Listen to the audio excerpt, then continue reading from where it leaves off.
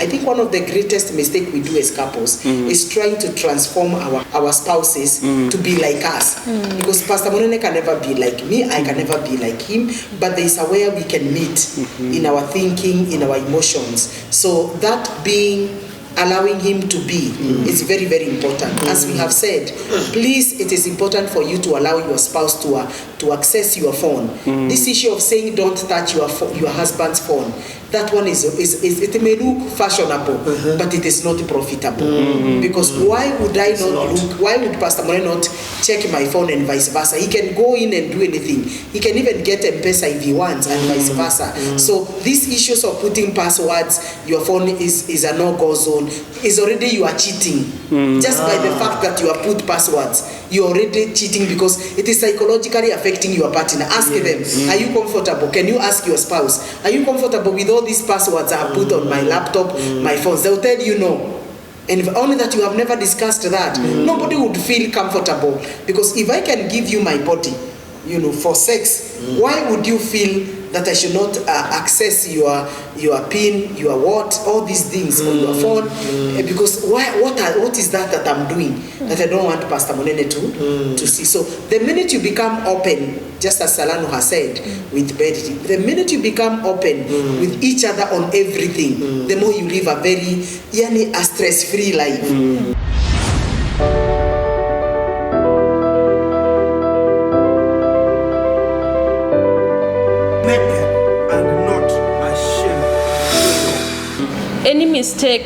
Any mistake in marriage, regardless of the magnitude, be it infidelity, because I can say after 13 years of marriage, we've been at a point whereby you have to forgive one another. But one thing that I've realized is that you don't take anything so personal.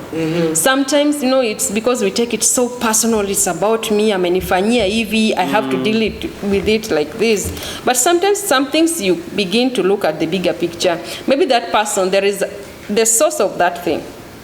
There is a healing, there is a problem with the person, or there was a problem in the marriage at that point that created that vulnerability. So I think people should get out of this self-centered space where people are so entitled and they take issues so personal. I heard the other day a lady saying that, if the moment I just realize my husband or my boyfriend chats with another lady flirting, that is it. But I think that is just being on living on finality. Life shouldn't be like you have to. It is either black or white, nothing in between. There can be a disagreement, there can be compromises. So we need to make people understand that if certain things happens, you don't take it so personally. You need to ask. There could be situations around it. Secondly, there is another thing that God says that we ought to forgive just as we are also forgiven. Like 70 times. Yeah. After every 4 seconds. Looking at it deeply is not as a big deal as it is. And when you extend grace to a certain person, these people, they will see love. These people will trust you. And these people may not tend to repeat the patterns. Because I think there is how the energy of love brings healing even to that wounded soul. I think what you've said, and we need also to know, is that when I cheat on her, both of us are hurt. Both of and I hate my past. Yes. And I don't want to be reminded about my past. Exactly. And I think when we discuss that part and then we've reached a point of healing, we should bury that past. This issue of me now telling her that, do you remember that in the year 1906 you did this to me, and then you bring it back. I think that I'm hurting her, but this person is also regretting what they did. No one goes around, sleep around, then they come happy now. He's now happy that now. And then also, no one should tell you that I slept with someone because of you. No. It's me who was always wishing to sleep with that person. Thank you. So I can't do that now. You see, that day you don't give me sex, so I had to go and look for this one to sleep with. Use that as an excuse. She can never be the reason for me to sleep with that one. It's my reason, me to think and say, let me go and try outside. Exactly. Now, we've talked about how forgiveness and also now, there is now this journey of now rebuilding trust. Because it was broken at one point. Now, what measures can I put in place so that she can again, or he can again, gain trust that this person is not doing it again? Like now, you gave an example. You've seen pastor walking with the lady and they are holding hands. What cannot come in your mind and then you say that he's going to sleep with that, he sleep with that person? What should pastor do to make you now feel you are now free, that you no longer feel that essence of judging him? Number one, we need to have personal boundaries. Personal boundaries is when you as an individual you create your own self boundaries of things that you cannot do with the opposite sex. Yes. You're getting that. And I think that's what I have learned from my husband. My husband, there's a joke. He cannot joke with an opposite sex. No, even if you are the daughter, even if you are the worker, even if you are the mother, even if you are the sister. There's an extent I will not. He won't. There's a boundary I will not cross. He doesn't. It's like he's so conscious about that. Me, I've learned that from him. For me, I was very outgoing. I would hug everybody.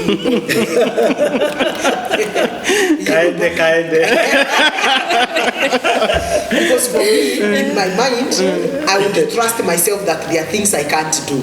Until when I started living with him, I would ask him, you could not comment that, and if there's something we do, pastor has a discipline. I don't know how I would call it.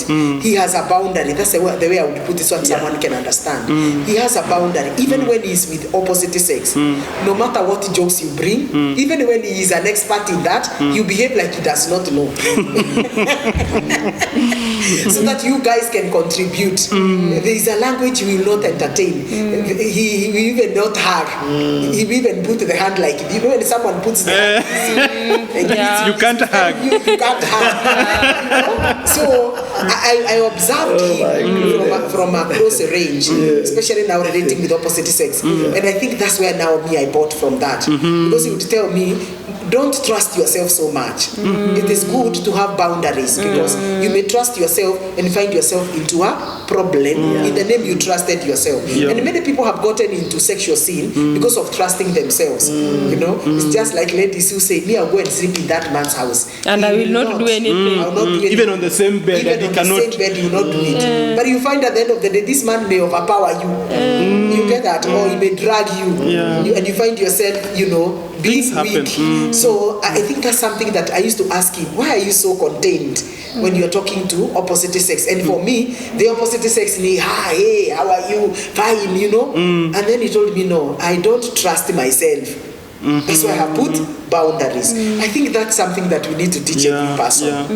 Because when you don't trust also yourself, that you are so strong and you are so energetic, you are so disciplined, you are so godly, you are likely the devil can time you in your trust. You see, you're not trusting in God, you are trusting in yourself. And the arm of the flesh can utterly fail you. That's what he told me. The arm of the flesh can utterly fail someone. So he started now be getting a bit contained. So number one, you have to build boundaries. For example, if it is the other way around, don't hold hands, don't hug so much, because you are taking care of someone's heart. Your intentions may be right, but because of this other person who is for the sake of them, who is your husband or your wife, and you have a covenant with them, then you have to be conscious. That's what we are talking about. Boundaries. So even if you are hugging, as Beryl is saying, you don't hang there for 10 minutes when you are talking. You know, you do it very fast. You know, even you can do it on the side, but there's something you have done. Do it the way you feel you are comfortable, but don't prolong. And take care of the other person. You get even body language. You know, there's a way I can hug you and you can tell I don't have any affection with you. But there's a way I can hug and I'm touching you and I'm cuddling you and you're able to tell, hata kama ni 1 minute or that is 30 seconds. There's some we finish hugging and you're still holding your so bado mnaangaliana with the opposite sex is still in the same position. And you're not saying anything. You see now. How is your husband? You're like, how is your husband? How is home? And my wife is there watching me, and she's struggling with these trust issues. Trust issues and something that happened. So boundaries are very important, and that one I've learned from Pastor Monene. And then allow your partner also to tell you that I think in this area you are going. You are doing it. I know your motive is right, my wife, my husband, but this every time when you meet so and so, you always overdo because you can't set an exam and mark for yourself. You need your partner to mark it for accountability. you. So it keeps you now. You are alert when you meet that person. You are alert. So that's very important. Number 2 thing.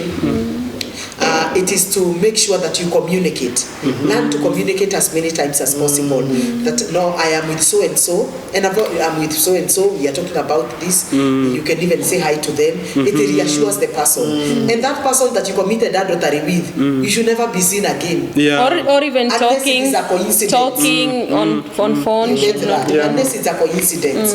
So you should never be associated again with that person. Hata kama mlikuwa mnafanya business, for the sake of your partner, let that business come to an end, because your marriage covenant is greater than what you have with friends. And so communication is also very important. Reassurance. Reassurance that this will never happen again. I know it happened and I hurt you, but I assure you through your help that this will not happen again. So it's a matter of talking, and what you are talking, corresponds with your actions. You talk, and what you talk corresponds with your actions. And even your self-discipline also is very, very important. Yes. Self-discipline. Yes. Maybe as another thing I can add up to that. Now you know what you did and why you did it, and what caused you to get into that trap. So you decide that I will not attend those parties again. That made you to yes, I will not go without my wife. Self-discipline. I will not go alone when I'm invited. I will always have somebody to accompany me in this matter. You decide that if you're invited, ikifika saa moja, we unachomoka unaenda. You not go until midnight. Self-discipline. So you're able to set boundaries, you're able to discipline yourself, and you are able to understand yourself. That ukikunywa ya tatu kutoka hapo, kichwa inaanza kuzunguka. Sasa badala ya wende ukunywe pale, beba wende nyumbani kama lazima ukakunywe. You get it? Because if you do it at the bar, that's when things start happening. So why get drunk at the bar? Yes. You get and it. you are trying to heal from that. Exactly. So there are things that you must check and see what are the triggers of this action. What happened? Yes. What Triggers. made me? Exactly. Triggers. Do that kind of a thing, and you avoid that. But I'm talking about now self-discipline, which is very, very important. Yes. And I think that is something most of the people they need to cultivate. You cultivate self-discipline. There are so many things that I can do, but I have just put self-discipline in my life. I'll never do this. I'll never go here. I'll never accept this kind of offer because of whom I am and where I want to go. So I think if people put that kind of a measure, even issues about infidelity, I'm telling you, they will go down and they will not have these issues happening. And then you've said something, ma'am, about communication. Yes. Because you find that maybe you've gone out and your wife or your husband is calling to find out where you are, and then you keep on cutting the phone or disconnecting. Why are you calling me even now a minute? You call me after. This person just know where are you, how are you doing, how are you faring on. It's not that anakuchunga. They're just trying to follow up. And then also that thing of communication. Reach someone, tell them I'm now at the mall. Take even a photo and send him. I'm at the mall waiting for that person. And now Pastor Munene is now here because this person is wondering, are you really going to meet Pastor Munene or what? Hey, but if Pastor Munene wants to greet you, say hi to my wife.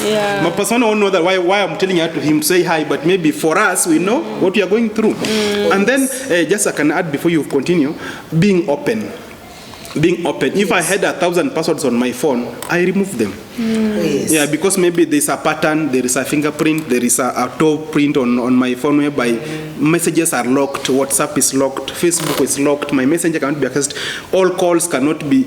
I've diverted so many things. Try to be as open as possible. If someone is calling, tell him, you can tell him, just speak and tell them I'm not around. Not that, it's my call. Wait, it's like now you are trying to protect your niche. You are guarding your niche. You don't want to access it. Be very open. Yeah, tell her. Maybe what I can add that maybe I say I've learned from you probably is openness that you said. It says it keeps you from explaining so many things because already the partner is in the know. Yeah, so when you set your partner free, they know your friends, they know your conversations. If you are going for a deal or you are going for a seminar, a 4-day seminar, they know they are part of the whole issue. So you will not have to explain so much. If you are earning a certain amount, keep your partner in the know. I used this is what was cut, this was for the bill. Until there is that openness. Yes. Another thing is accountability. People need to have accountability partners. Like your spouse can be your accountability partner, or your pastor, or your mentor. There is a minister, a very popular marriage minister, I won't mention the name, alisema when we were listening to the podcast with you, that he has his phone connected to his 5 pastors, wives, and somebody. He said 5 people. He said that it's to his pastor, his friend, so that they can access his WhatsApp or phone anyway. So before you reach him out, there's that what you call cloning of the phone, so that if I receive any message in my messenger, you can access it and read it, and you can tell me that this I've seen someone who's coming close to you. It's not good. So he said, me, if you send me a message, it's not me who's going to read it. All of read that us. message. My wife will read it. Let your spouse have access to your Facebook or whatever account they can log in and out anytime. Exactly. So that accountability also, it will help to remove many gray areas of explanation. And I think the issue of the phone is also a factor in this. There are many people who they will not be comfortable if they forgot their phone at home. They can get a taxi.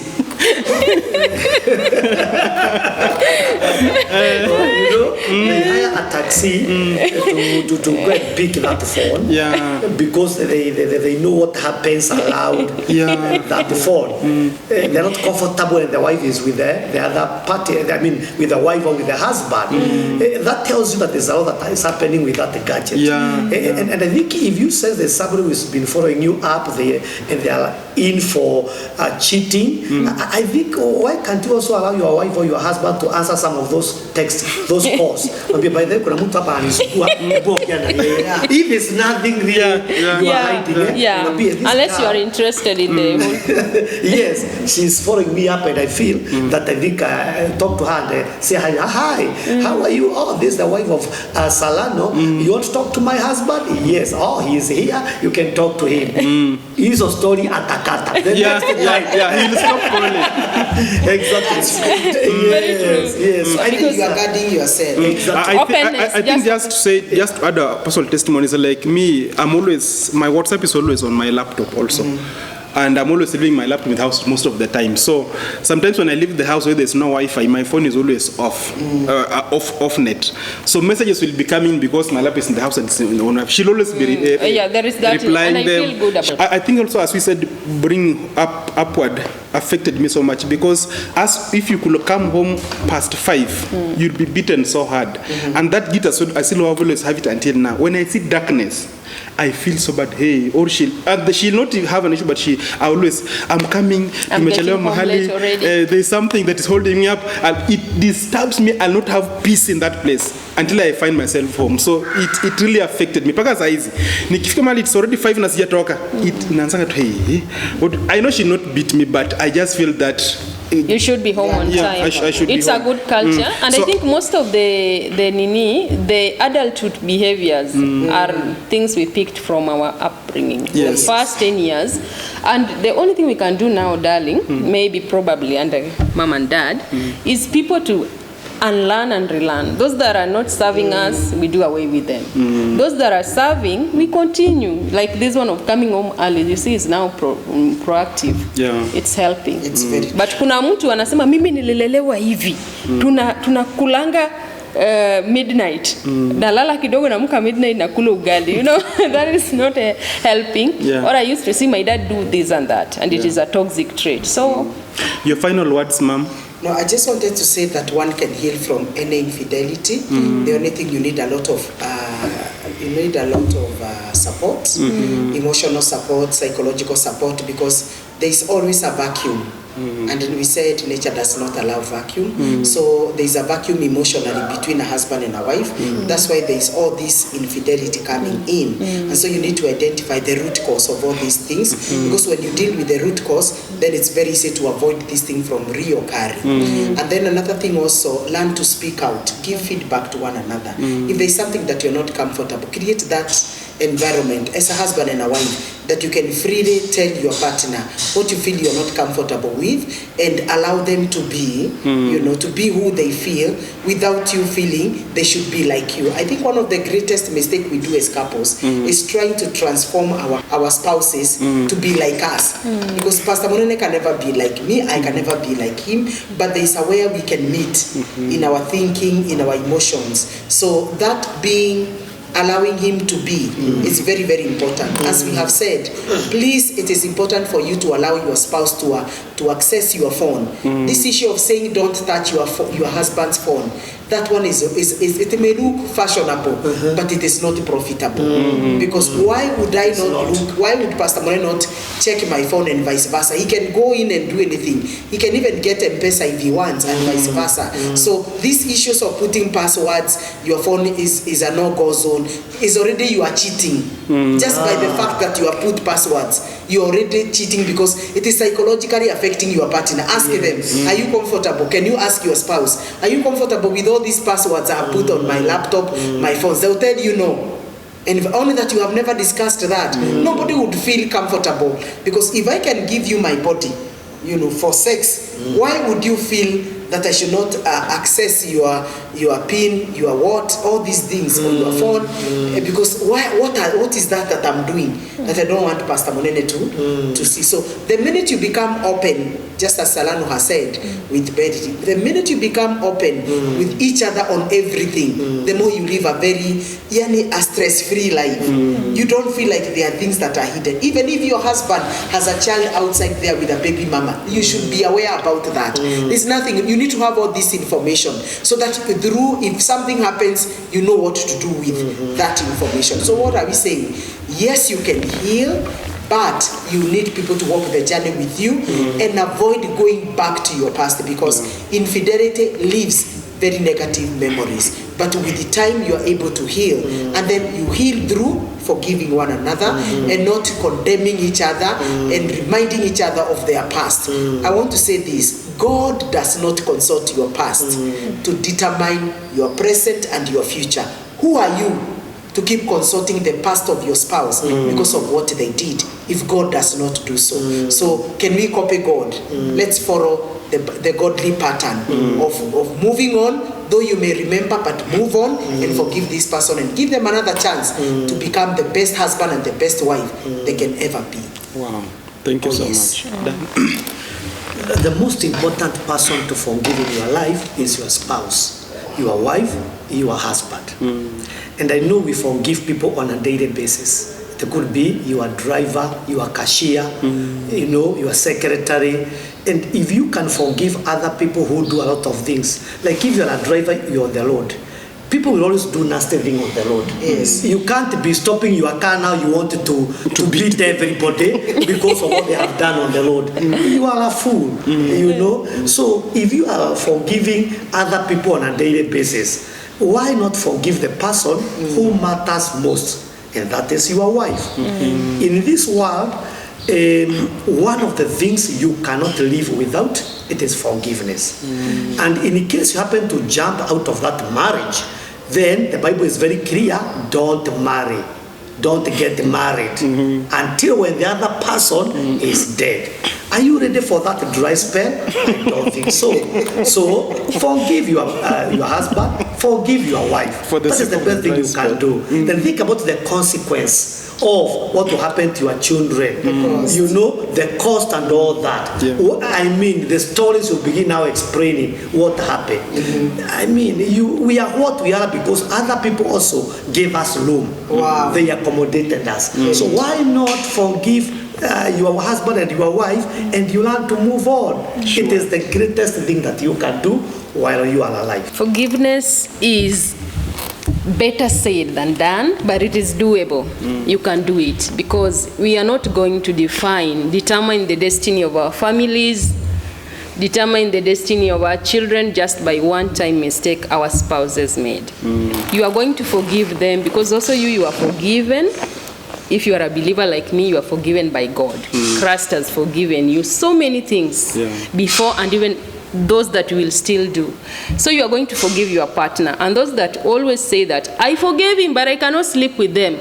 if you are serious about rebuilding that home, you're gonna sleep with that person. And the person who did the deed, you are going to reassure the person and you're going to walk the journey together. Mama said that you guys can heal, you guys will need a third party, but the first step of healing is acceptance on the person who is offended and acceptance on the person who did the mistake. Yeah. But we are not going to determine people with finality of their mistakes. We say this is your identity. No. It will take grace, it will take you allowing God to work through your home, because you cannot work on it on your own by yourself. Allow a more powerful force than you, which is love and love of God. So if you're on the journey of healing, may God give you grace. It is doable. Many other homes that you see thriving, hata homa celebrities wanawasumbua. If you sit down with them, they will tell you there is a point their trust was shaken, but they rebuilt it. There is no perfect person, there is no perfect home. There's no Just perfect home. marriage. There is no perfect marriage. Just work on your home and may God see you through. Yeah, I'll say that for those who always get forgiveness from their spouses, if your spouse forgave you, always assure them. If you say that I'll never do this thing again, keep your word. Don't say that. Don't take advantage of the forgiveness you are being given. Because even Christ forgave others, saying it's like you're taking Christ back to the cross. If you're forgiven, accept you made a mistake and promise never to go again back to your vomit. Also about being open with your spouse on the matter of phones. I've found a spouses whereby they say that I don't know his password, neither does he know mine, so I'm fine. The moment you find that both of you are fine, that I can't access his phone, he can't access mine, that all of you are now cheaters. All of you are having secrets. You can only be comfortable with your husband not showing your password if you know you're also hiding something. But as long as you are open, it will disturb you. You will want to know what is he hiding. Let us be open to each other so that we can be able to heal very fast, so that we don't begin hurting other people in this life. So until next time, this is Naked And Not Ashamed. Show.